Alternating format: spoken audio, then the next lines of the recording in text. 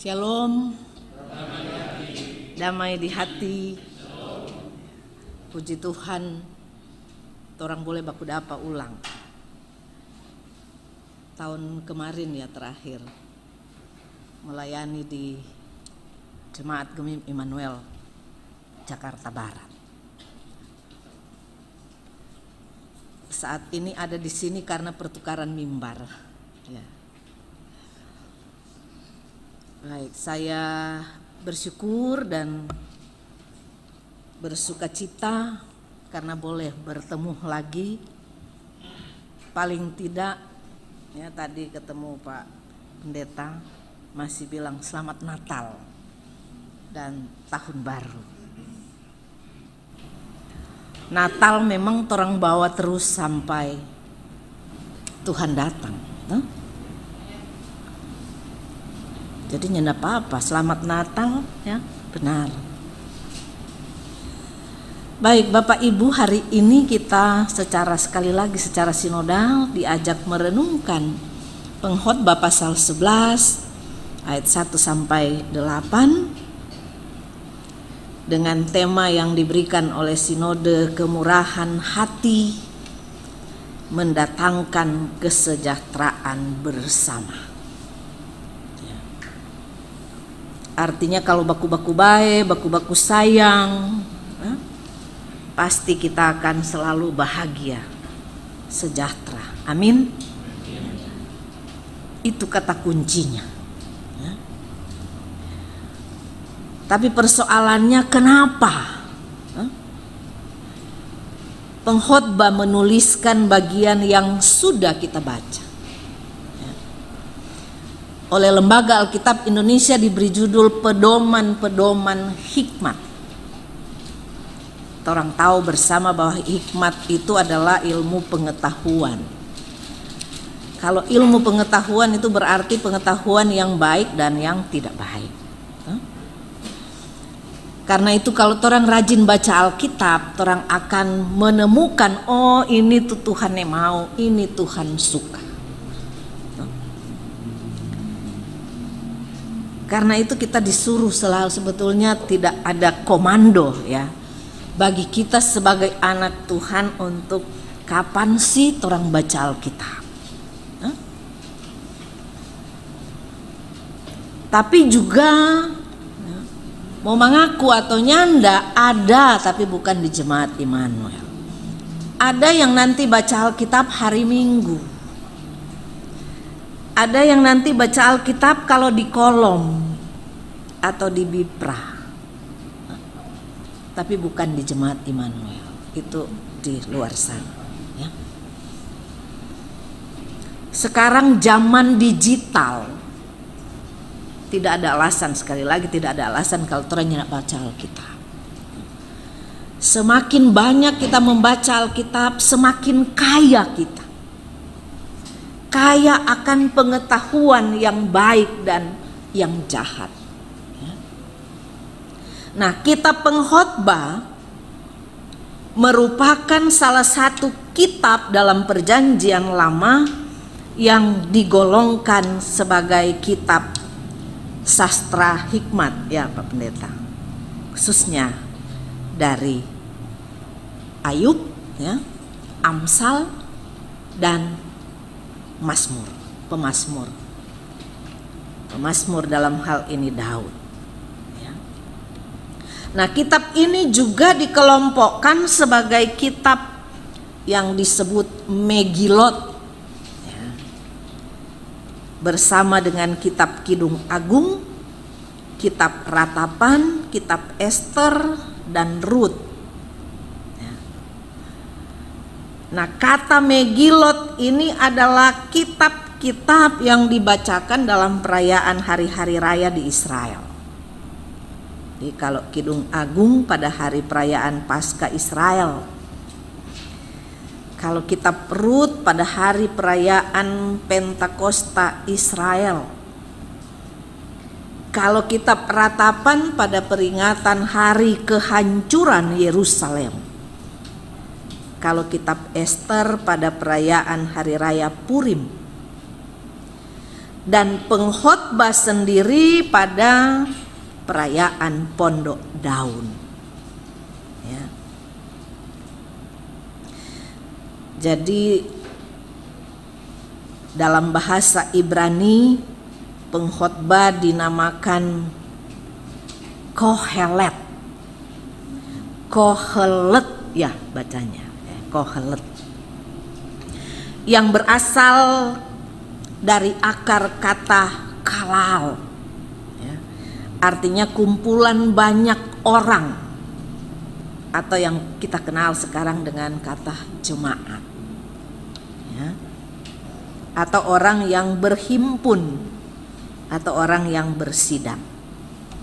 Jadi dapat diartikan kohelet ini adalah seorang yang mengumpulkan banyak orang, mengumpulkan jemaat dan berbicara di hadapan kumpulan orang-orang itu. Ya. Nah, dalam Alkitab versi bahasa Yunani, kohelet ini disebut eklesiaster. Koreksi kalau saya salah ya Pak Pendeta. Nanti Pak Pendeta koreksi di ibadah-ibadah kolom, ibadah biprah dan seterusnya. Nah, adapun Bapak Ibu Saudara, seorang tokoh reformasi Kristen yaitu yang sangat terkenal, ya, Martin Luther. Nah, dia menerjemahkan kata eklesiastes ini dalam bahasa Jerman. Aduh, susah mau sebut nih bahasa Jerman. Baca letter leh aja ya. Jadi dalam bahasa Jerman disebut der Prediger. Ya. Dan dalam bahasa Inggris disebut the preacher. Ya. Dan diterjemahkan oleh Lembaga Alkitab Indonesia, ya, dinamakan Kitab Pengkhotbah. Itu latar belakang singkat yang boleh saya sampaikan di sini tentang Kitab Pengkhotbah. Nah, Bapak Ibu Saudara, menurut tradisi Yahudi, Kitab Pengkhotbah ini ditulis oleh Raja Salomo. Ya. Dan sesuai dengan keterangan pembukaan kitab ini, kalau kita boleh intip-intip dalam pasal 1 ayat 1, dia sebut di sana, inilah perkataan pengkhotbah anak Daud, raja di Yerusalem. Ya. Selanjutnya dia bilang, aku pengkhotbah adalah raja atas Israel di Yerusalem. Itu dalam ayat 12 sampai 13, pasal 1 tapi. Ya.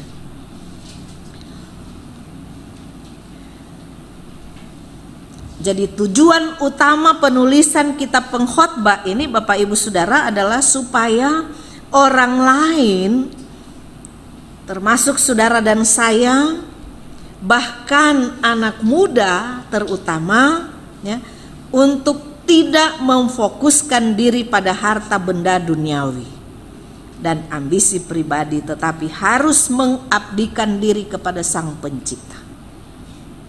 Ya. Bahkan harus hidup berpegang pada kehendak dan perintah Tuhan Allah. Akhirnya penulis kitab pengkhotbah ini menyimpulkan bahwa manusia tidak akan dapat mengerti makna kehidupan, bahkan akan mengalami kesia-siaan hidup tanpa takut akan Tuhan Allah. Di bagian terakhir ayat 8 bacaan kita disebutkan segala sesuatu yang datang adalah kesia-siaan. Kitab pengkhotbah ini, penulis pengkhotbah ini mau menyadarkan semua orang bahwa di dunia ini sia-sia kalau kita tidak takut akan Tuhan. Itu soal, ya. Nah, saudara-saudara, dalam bacaan kita ada 8 ayat. Kita coba mencermati ini, cuma 8 ayat, mudah-mudahan 8 menit selesai. Kalau lebih 8 menit taruh di sini itu bonus. Amin Bapak Ibu. Soalnya kalau bilang terlalu lama dosa. Semua gosok-gosok kaki tuh terlalu lama. Jadi taruh di sini lebih dari 8 menit itu bonus ya. Tapi saya mau berjanji 8 menit selesai ya. Marnya ndak buru-buru deh, cepat-cepat supaya amin tuh ya. Kita mulai dengan ayat 1 dan sampai ayat 2. Di sini dibilang, lemparkanlah rotimu ke air, maka engkau akan mendapatkannya kembali lama setelah itu. Orang terus, berikanlah bahagian kepada 7 atau 8 orang, karena engkau tidak tahu malapetaka apa yang akan terjadi di atas bumi. Saudaraku, kalimat lemparkanlah rotimu ke air di sini menunjuk pada makanan sebagai kebutuhan primer. Kebutuhan primer berarti kebutuhan yang mau tidak mau yang kita konsumsi setiap hari. Atau ada di antara kita yang hidup biasa-biasa saja tanpa makan. Ada? Kita pasti akan tidak biasa-biasa saja kalnya makan. Betul? Iya. Kalnya nak makan akan banyak bisikan-bisikan ya. Itu iblis mau menari-menari kalau orangnya nak makan ya. Karena itu Tuhan soator makan 3 kali, mau lebihnya apa-apa, asal jaga body tuh, jaga kesehatan maksudnya ya. Lemparkanlah rotimu ke air. Bapak Ibu ada yang punya kolam di rumah? Kalau ndak ada, mari orang membayangkan ya. Bayangkan bahwa di depan ini kolam, orang lempar tuh roti, apa jadinya? Tenggelam. Ada lagi? Hancur. Ada lagi? Basah. Oh, katut memang basah, no? Lempar di air, Pak. Kolam, kalau bicara kolam pasti ada ikan toh? Atau ada kolamnya ndak ada ikan?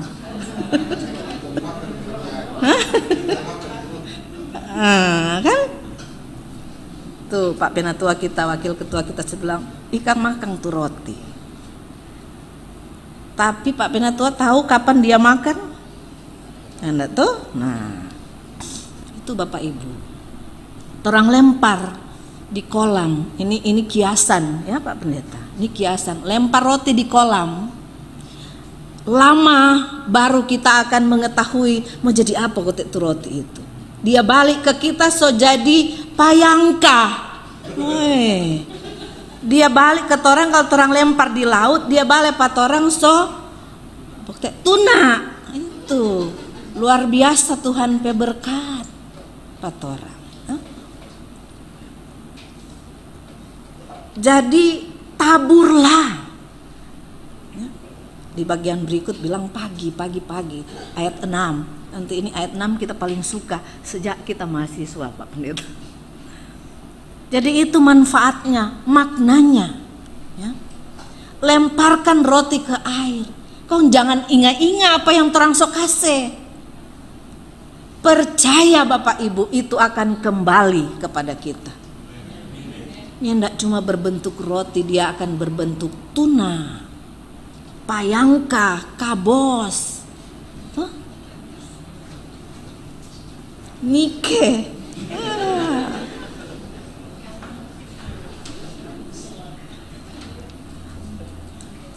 Menabur. Ya. Israel dulu bukan cuma menabur roti, menabur gandum, ya, gandum yang ditabur. Air yang setiap menemukan air orang tabur gandum. mau tumbuh di sini atau mau tumbuh di sana bukan urusan yang menabur. Itu urusan yang di atas, oke?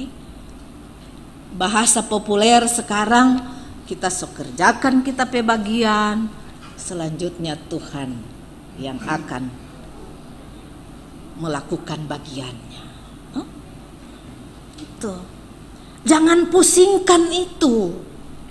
Sebab kalau kita pusingkan, terus mau bilang begini, Tuhan, kita berdoa tiap hari, kita so menabur tiap hari, no tempo apa kita mau menuai.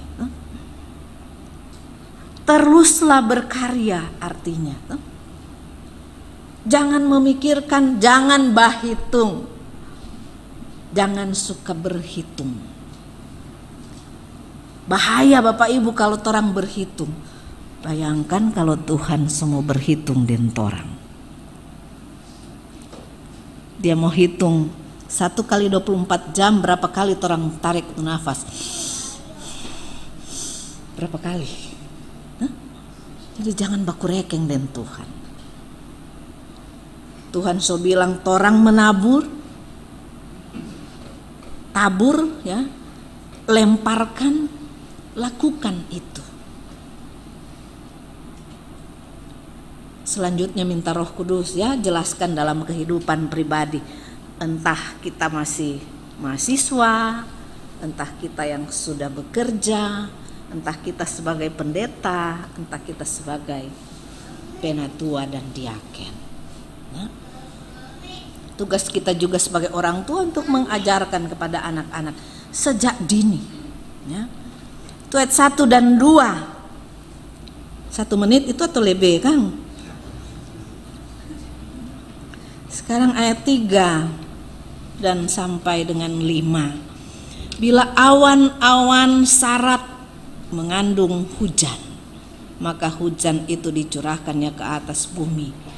Dan bila pohon tumbang ke selatan atau ke utara, di tempat pohon itu jatuh, di situ ia tinggal tergeletak. Saudara, di sini pengkhotbah mengingatkan bahwa orang jangan malas.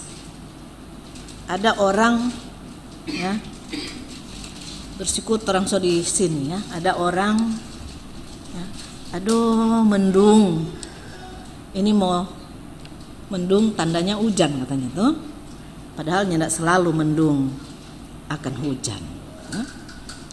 Tapi karena orang so ator terampe pikiran, so tanam di sini ada mendung hujan, baking torang malas, tarik salimut lagi. Nah. Selanjutnya dia bilang perhatikan pohon, kena angin, ya. Siapa yang tahu dia mau roboh ke kanan, ke kiri atau ke kanan, ke depan atau ke belakang? Nggak ada yang tahu. Tapi kalau dia roboh ke kanan, di situ dia tergeletak. Artinya apa? Jangan terpaku kepada situasi. Ingat, apalagi orang ya, penatua, diaken, pendeta. Aku akan melayani Tuhan baik atau tidak baik waktunya. Betul? Iya. Jadi jangan cuma karena mendung, baru mendung, belum hujan. Lah Bu Pendeta, kalau hujan, lah itu kan hujan berkat. Hujan berkat kan tercurang. Kalau banyak hujan sama banjir Bu Pendeta, bukan Tuhan pe mau tuh banjir. Siapa suruh ngoni tebang pohon di ujung sana. Siapa suruh ngoni berdiri rumah di pinggir kali. Introspeksi. Tuhan pasti akan memberi hikmat. Dan itu akan kita miliki, hikmat itu akan kita miliki kalau orang badekat pa Tuhan. Amin. Ya. Dengan cara apa? Rajin baca Alkitab, rajin bersekutu, rajin menabur, rajin menanam. Pasti orang akan menuai. seperti itu ya. Ayat 3 dan sampai 5, jangan malas ya. Jangan ragu, jangan khawatir mengambil tindakan ya. Dalam situasi kondisi cuaca yang menyenangkan atau tidak menyenangkan, kalau memang torang harus beraktivitas, lakukan aktivitas itu dengan semangat. Biar angin, biar hujan, kalau torang penuh dengan semangat, tubuh kita ini akan hangat. Betul? Nih, pasti torang semua sorasa, apalagi mahasiswa. Hujan-hujan mau pi kampus, pakai jaket. Tapi karena torang semangat ingin belajar, pasti tubuh kita akan hangat. Ya? Itu manfaatnya.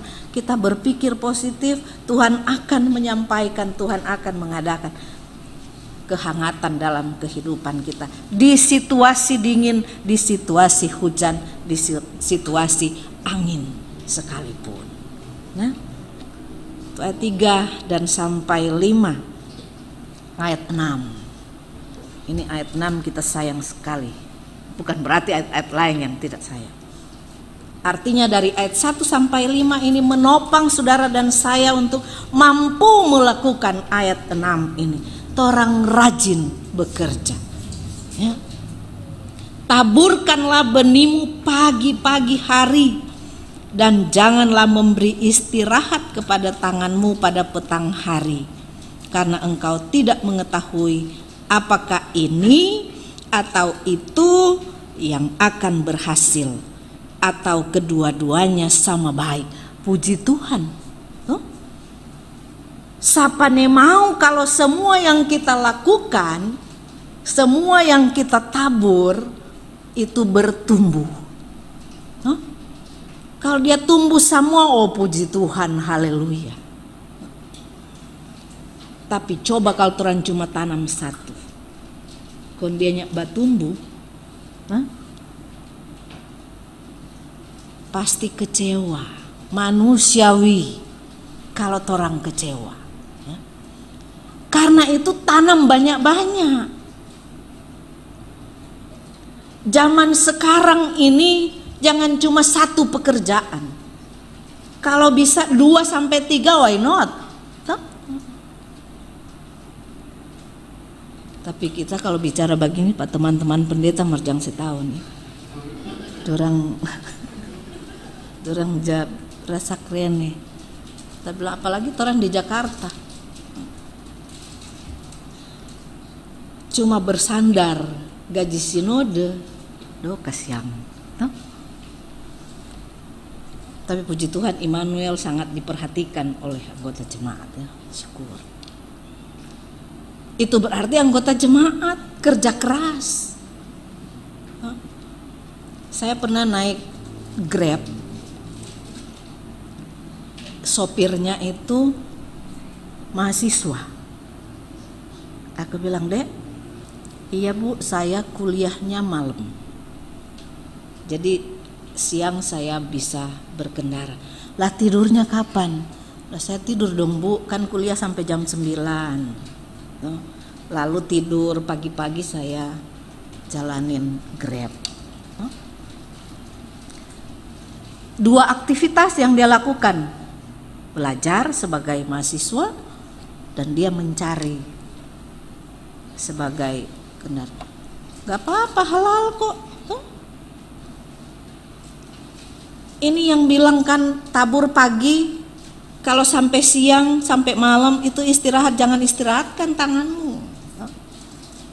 Sepanjang siang itu waktu bekerja, malam waktu istirahat. Tuhan tahu itu. Kalau pengkhotbah menyampaikan ini kepada kita, ia sudah mengalami. Ia sudah lebih dulu mengalami itu. Dan Tuhan memberi kekuatan. Karena ia meminta. Karena itu katuk minta. Kita tahu Tuhan sangat tahu dan peduli dengan apa kebutuhan kita. Bukan keinginan ya. Utamakan kebutuhan baru keinginan. Tuhan juga tahu kok. Orang manusia ini banyak kebutuhan dan keinginan, kadang-kadang keinginan lebih tinggi, toh? Tuhan tahu. Tuhan ampuni aku karena ternyata keinginanku yang lebih tinggi daripada kebutuhan. Tuhan terima kasih karena saya punya keinginan ini, tapi Tuhan memberi kebutuhan saya itu. Tuhan tahu terampai kebutuhan beras, keinginan punya HP baru. Kalau Tuhan kasih itu beras, puji Tuhan. Lalu lakukan hal-hal yang lain supaya keinginan kita untuk bisa mendapat HP baru bisa terpenuhi. Jadi jangan cuma satu, backing banyak sumber. Banyak sumber. Saya ingat Pendeta HWB Sumakul, ketua sinode yang lalu, dia bilang saya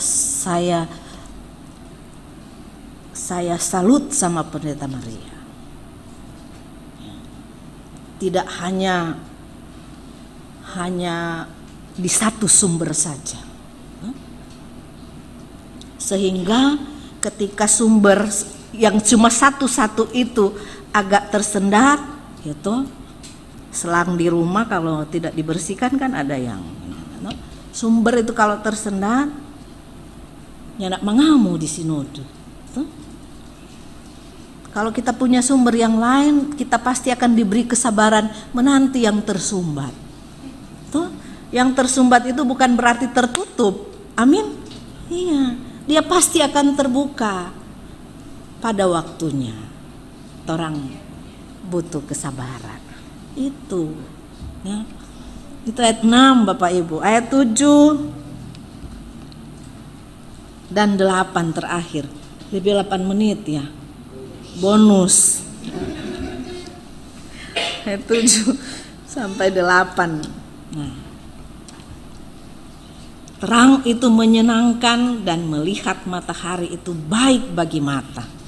Oleh sebab itu jikalau orang panjang umur, biarlah ia bersukacita, dan seterusnya dan seterusnya. Jadi ini ketika kita sudah menyadari bahwa dalam hidup ini ada yang perlu kita lakukan, dari pagi sampai petang, karena malam orang mau istirahat.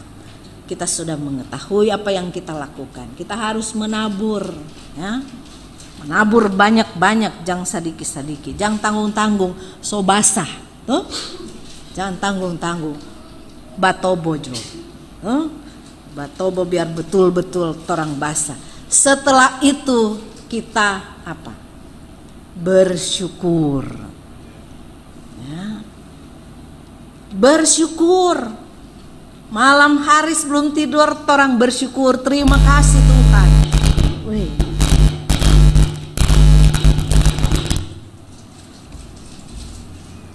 Kurang 50 menit kok semua amin.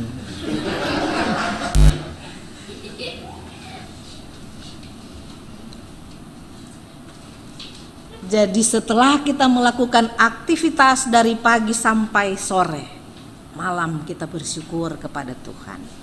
Diberi kekuatan, diberi kesanggupan untuk bisa menabur, untuk bisa bekerja, untuk bisa melakukan hal-hal baik.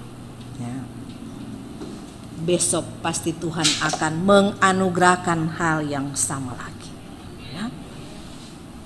Lakukan ini dalam kehidupan kita setiap hari, maka rasakan nanti mujizat akan terjadi dalam hidup kita, persekutuan kita, keluarga kita, cita-cita kita, pekerjaan kita, dan apapun hal yang baik yang kita lakukan.